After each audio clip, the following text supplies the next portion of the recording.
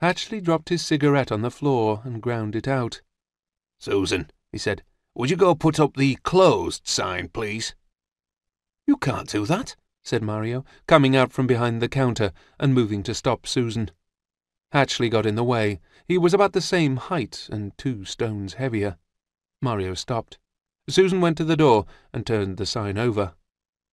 "Might as well drop the latch and pull the blinds down too," said Hatchley, "seeing as it's such a quiet time."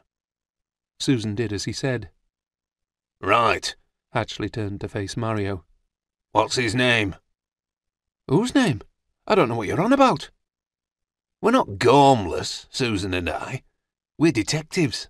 That means we detect, and I detect that you're lying. What's his name?" Mario looked pale.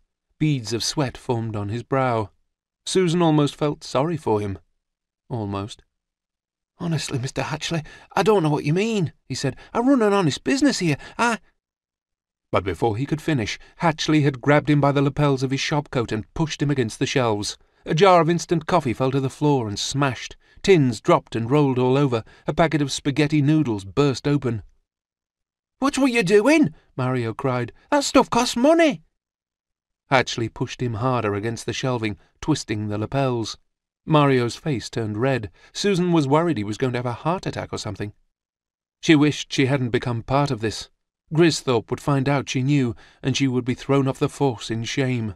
Outside, she heard somebody rattle the door. "Do something," her inner voice screamed. "Sir," she said levelly, "maybe Mr. Nelson wants to tell us something, and is having difficulty speaking."